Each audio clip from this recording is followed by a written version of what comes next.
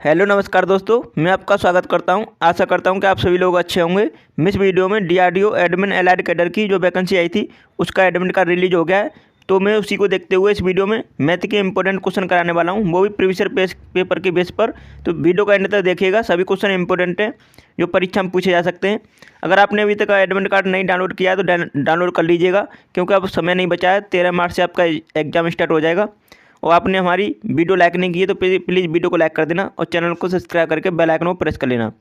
तो पहला क्वेश्चन है, एक वॉशिंग मशीन का मूल्य 25,000 रुपये है। मूल्य में पहले 20% की वृद्धि की गई है और बाद में इसे 20% कम किया गया है। तो वॉशिंग मशीन, चलिए इसे सॉल्व किस तरह करेंगे आप, बहुत ही कम समय में कर सकते हैं। जैसे कि मैं आपको डायरेक्ट बताऊँगा, 25,000 रुपये है, उस पर हम 20% की पहले वृद्धि कर रहे हैं तो 120 में, ठीक है, 100 पर 120 हो गया। अब उसके बाद हम उसमें 20% की कमी कर रहे हैं तो मतलब 80 हो गया। 100 में से 20 माइनस कर देंगे तो 80 हो गया, 80/100। अब ये 100 पे कैलकुलेट करते हैं तो आपको पता है नीचे 100 आएगा। तो यहाँ पे 0 से 0 कैंसिल कर लेंगे, 0 से 0 यहाँ पे जो 2 कैंसिल हो गई। उसके बाद 250 मल्टीप्लाई 12 इंटू 8 में करेंगे तो कितना आएगा, ये आएगा 24,000 रुपये। तो आप इसे कैलकुलेशन कर लेंगे, इसका करेक्ट आंसर आएगा सेकंड ऑप्शन, ठीक है, 24,000 इसका करेक्ट आंसर आ जाएगा। वर्तमान मूल्य कितना है वॉशिंग मशीन का, 24,000 रुपये। अब देख लेते हैं दूसरे क्वेश्चन का आंसर बताएंगे। 7,4 और 7 का चतुर्थानुपाती ज्ञात कीजिए। तो इस टाइप के क्वेश्चन को करने के लिए आपको पहले तो ये पता होना चाहिए कि इसका रूल क्या है। कि यहाँ पे जैसे 7 है, उसके बाद 4 है और यहाँ पे दे रखा है 7 है, उसके बाद हम मान लेंगे चतुर्थानुपाती x, ठीक है। तो मतलब बाहर वालों का मल्टीप्लाई इंटू अंदर वालों का मल्टीप्लाई इक्वल टू होता है, इक्वल होता है एक दूसरे का, ठीक है। तो यहाँ पे 7x मतलब ये बाहर वालों का मल्टीप्लाई हो गया इक्वल टू, यहाँ पे बीच में कितनी है, 7×4 28, तो 28। अब यहाँ पे 7 से डिवाइड करेंगे तो 7×4 28, 4 आ जाएगा। x इक्वल टू क्या आ गया, 4, और x हमने क्या माना था, चतुर्थानुपाती। तो पहला ऑप्शन इसका राइट आंसर हो गया। आशा करता हूँ समझ में आ रहा होगा आपको। तीसरे क्वेश्चन का आंसर बताएंगे सभी। वह अनुपात ज्ञात कीजिए जिसमें 120 रुपये प्रति केजी वाले चावल को 155 प्रति केजी वाले चावल के साथ मिलाकर 135 रुपये प्रति केजी की दर वाला चावल मिश्रण प्राप्त किया गया हो। तो आपको रेशियो बताना है। तो यहाँ पे दो अलग अलग मतलब रेट दे रखे हैं चावल के, और उन्हें एक किस अनुपात में मिलाया जा रहा है, 135 प्रति केजी अनुपात में मिलाया जा रहा है। तो इसे हम मिक्सचर एलिगेशन के वाले मेथड से सॉल्व करेंगे। तो आपको जैसे कि पता होगा, अगर नहीं पता है तो इसमें सीख लीजिए। जैसे 120 पहले था, उसके बाद दूसरा था 155, उसके बाद यहाँ पर हमें मिलाना कितने में, 135 में, तो बीच में लिख लेते हैं इसे 135। अब हम इसमें ये तीनों अलग अलग हो गए, ठीक है। अब यहाँ पे क्या करेंगे, पहले यहाँ पे 155 में से 135 घटाएंगे तो कितना आएगा, 20 आएगा, ये इधर हो जाएगा, ठीक है। उसके बाद यहाँ पे इसमें से हम 120 में से 135 में से हम 120 घटाते हैं तो कितना आएगा, 100, तो यहाँ पे आएगा 15, ठीक है। आप इसे सॉल्व करेंगे तो क्या आ जाएगा, ये 5 से कटेगा 4 बार, ये 5 से कटेगा 3 बार, तो 4:3 आ गया। तो कितने अनुपात में मिलाएंगे, चावल का मिश्रण प्राप्त किया गया कितने अनुपात में, 4:3 के अनुपात में। तो फोर्थ ऑप्शन इसका राइट आंसर हो गया। इस टाइप के क्वेश्चन को मिक्सचर एलिगेशन से करेंगे आप तो बहुत ही सिंपल तरीके से सॉल्व कर सकते हैं, जैसे कि मैंने आपको करके दिखाया। अगर आपको समझ में नहीं आ रहा है तो एक बार दोबारा से क्वेश्चन को मतलब दोबारा से वीडियो को देख सकते हैं। अगर आपने अभी तक हमारा चैनल सब्सक्राइब नहीं किया है तो प्लीज़ चैनल को सब्सक्राइब कर लीजिएगा और वीडियो को लाइक कर देना। चौथे क्वेश्चन का आंसर बताएंगे। एक स्कूटर की कीमत में 20% की कमी की गई है। अब इसकी कीमत 72,000 रुपये है। इसका मूल्य मतलब जो पहले था वो बताना है आपको, मूल्य वाला बताना है, ठीक है। तो यहाँ पे अब जो वर्तमान मूल्य हो गया है इसका 72,000 रुपये हो गया है, जब कमी करने के बाद 20%। मान लीजिए हमें नहीं पता है उसकी पहले मूल कीमत क्या थी, तो हम मान लेते हैं उसे x थी, ठीक है। अब उसमें हम 20% की कमी कर रहे हैं, तो मतलब 100 पे 20 की कमी करेंगे तो 80 होगा।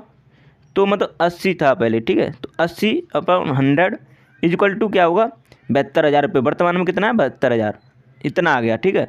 अब इसे आगे सॉल्व करेंगे तो 0 से यहाँ पे 20 से काटेंगे तो 4 बार कट जाएगा, और 20 से काटेंगे तो 5 बार। उसके बाद इसे सॉल्व करेंगे आप आगे तो कितने आ जाएगा, ये आ जाएगा 90,000 रुपये। आप इसे सॉल्व करेंगे तो 90,000 रुपये इसका करेक्ट आंसर होगा। तो तीसरा ऑप्शन इसका राइट आंसर हो जाता है। आशा करता हूँ आपको समझ में आ रहा होगा। अब देख लेते हैं 5वें क्वेश्चन का आंसर बताएंगे सभी। समरीन और गर्मा एक साथ मिलकर एक काम को 8 दिनों में पूरा करते हैं। यदि समरीन अकेले कार्य करते हुए उसी कार्य को 10 दिनों में पूरा कर सकती है, तो गर्मा अकेले उसी कार्य को कितने दिनों में पूरा करेगी। बहुत ही सिंपल क्वेश्चन है। इसे कैसे सॉल्व करेंगे। समरीन और गर्मा एक साथ मिलकर काम कर रही हैं, तो मान लीजिए समरीन को हम एस से रिप्रेजेंट करेंगे और गर्मा को जी से। ठीक है, तो ये दोनों मिलकर 8 दिनों में कर रही हैं काम को, और यहाँ पे समरीन अकेले मतलब एस वो 10 दिनों में कर रही है। अब इनका दोनों का एलसीएम कितना आ गया, 80 मतलब 40 आ गया। ठीक है, अब 8 से डिवाइड करेंगे, ये टोटल काम आ गया 40। अब 8 से डिवाइड करेंगे तो एक दिन का कार्य निकालेंगे, मतलब एफिशिएंसी उनकी अलग अलग। 8 से डिवाइड करेंगे तो 5 बार कटेगा 40, और 10 से डिवाइड करेंगे तो 40 4 बार कटेगा। ठीक है, अब यहाँ पे एस और जी में से एस माइनस कर देंगे तो जी की निकल आएगी वैल्यू। तो जी की वैल्यू निकालेंगे तो 5 में से 4 गए तो एक आ गई, मतलब गर्मा की इफिशिएंसी आ गई एक दिन में 1 की इफिशिएंसी से कार्य कर रही है। तो अब हमें कराना है गर्मा अकेले उसी कार्य को कितने दिनों में करेगी। टोटल कार्य कितना, 40 कार्य। अब गर्मा से कराया जा रहा है अकेली से, तो 1 दिन की इफिशिएंसी से कर रही है, मतलब एक कार्य की इफिशिएंसी से, तो कितने दिनों में करेगी। तो 40/1 कर देंगे तो कितना आ जाएगा, 40 दिनों में वो करेगी। ठीक है, तो फोर्थ ऑप्शन इसका राइट आंसर हो जाता है। आशा करता हूँ आपको समझ में आ रहा होगा। नेक्स्ट क्वेश्चन देख लेते हैं। 6वें क्वेश्चन का आंसर बताएंगे सभी। एक विक्रेता 20 सेब 300 रुपये में खरीदता है, बहुत ही इंपॉर्टेंट क्वेश्चन है इसे, और 15 सेब 300 रुपये में बेचता है, और 300 रुपये का लाभ अर्जित करने के लिए कितने सेब खरीदे और बेचे जाने चाहिए।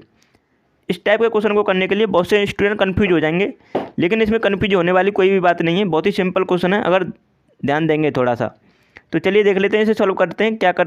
इसमें कैसे किया जाएगा। तो हम प्रत्येक सेब का मूल्य निकालेंगे पहले। तो हम 20 से डिवाइड कर देंगे, क्योंकि 20 सेब को 300 रुपये में बेचा जा रहा है, तो मतलब एक सेब कितने का पड़ गया, 15 का। एक सेब पहले 15 का वो खरीदता है। ठीक है, एक सेब 15 का खरीदता है, उसके बाद 15 सेब 300 रुपये में बेच देता है। तो मतलब एक सेब कितने का बेच रहा है, तो 15 से डिवाइड कर देंगे 300 को, तो कितना आएगा एक सेब को, ये तो सीपी आया था क्योंकि कॉस्ट प्राइस खरीदा था। यहाँ पे कितना आ जाएगा 20, क्योंकि 15 से 300 को डिवाइड करेंगे तो 20 बार आएगा। तो यहाँ पे 20 रुपये में एक सेब को बेच रहा है, तो इसका मतलब वो एक सेब को 15 रुपये में खरीद रहा है और 20 रुपये का बेच रहा है, तो 5 रुपये का लाभ ले रहा है। अब 5 रुपये का लाभ ले रहा है, लेकिन हमें पूछा है उसने कि ये 300 रुपये का लाभ अर्जित करने के लिए कितने सेब खरीदने और बेचे जाने चाहिए। तो यहाँ पे आप क्या करेंगे कि 5 से 300 को डिवाइड कर देंगे, क्योंकि टोटल लाभ कितना है 300 लेना है हमें, और हम एक सेब पर कितना लाभ ले रहे हैं 5 रुपये। तो हम 5 से डिवाइड करेंगे तो कितना आ जाएगा 60। अब 60 सेब बेचने चाहिए, तब जाके हमें 300 रुपये का लाभ अर्जित होगा। तो इसका मतलब क्या हुआ, राइट आंसर क्या हुआ, 60 आ गया इसका करेक्ट आंसर। तीसरा ऑप्शन इसका राइट आंसर है। अगर आपको अभी भी समझ में नहीं आया है तो आप वीडियो को एक बार फिर से देख लीजिएगा। मात्र 9 से 10 मिनट की वीडियो है, आप 1 से 2 बार देख सकते हैं, कोई दिक्कत नहीं है, क्योंकि 1 घंटे की वीडियो तो है नहीं है, तो आप देख सकते हैं। और आशा करता हूँ आपको समझ में आ रहा होगा। तीसरा क्वेश्चन इसका राइट आंसर हो जाता है। अब देख लेते हैं 7वें क्वेश्चन का आंसर बताएंगे। 2 संख्याओं का महत्तम समावर्तक 6 मतलब HCF 6 है, उनका लघुत्तम समावर्तक LCM 25, 30, 80 है। ठीक है, यदि एक संख्या 4218 है तो दूसरी संख्या क्या होगी।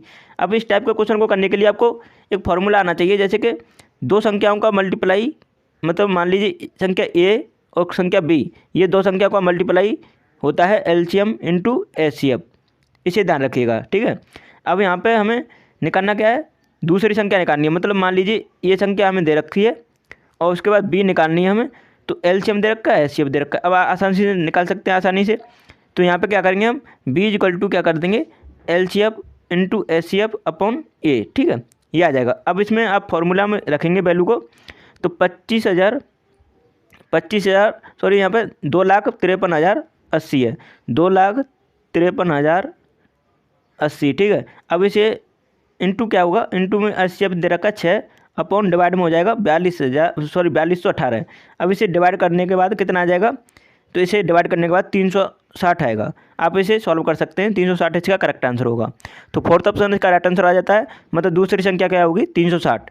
तो आशा करता हूँ आपको समझ में आ रहा होगा। 8वें क्वेश्चन का आंसर देंगे। 8वें क्वेश्चन का आंसर सभी दें, कमेंट में अपना आंसर बताएं। एक कॉलेज में 2 कोर्स होते हैं, ठीक है। एक एम कॉम में 500 में से 450 छात्र पास हुए, जबकि एमए में 2000 में से छात्रों में से 1500 छात्र पास हुए। कॉलेज का संयुक्त पास प्रतिशत कितना है? तो आपको बताना है। जैसे कि यहाँ पे कॉलेज में 2 कोर्स हैं, जैसे कि एम कॉम चलता है और एमए चलता है, ठीक है। तो एम कॉम में पास हो रहे हैं 500 स्टूडेंट में से 450, और एमए में पास हो रहे हैं 2000 स्टूडेंट में से 1500 स्टूडेंट पास हो रहे हैं, ठीक है। तो यहाँ पे संयुक्त पास प्रतिशत पूछा है, ठीक है, परसेंटेज पूछा है, मतलब कितने पास हुए हैं टोटल स्टूडेंट। तो ये आपको निकालने के लिए क्या करना है, तो यहाँ पे आप देख पा रहे होंगे ये 450 है, उसके बाद यहाँ पे कितना है 1500। अब ये दोनों पास होने वाले छात्र कितने हो गए, दोनों को जोड़ देंगे तो कितना हो गया 1950। ये 1950 छात्र वो हैं जो पास किए हैं एम कॉम में और एमए में, ठीक है।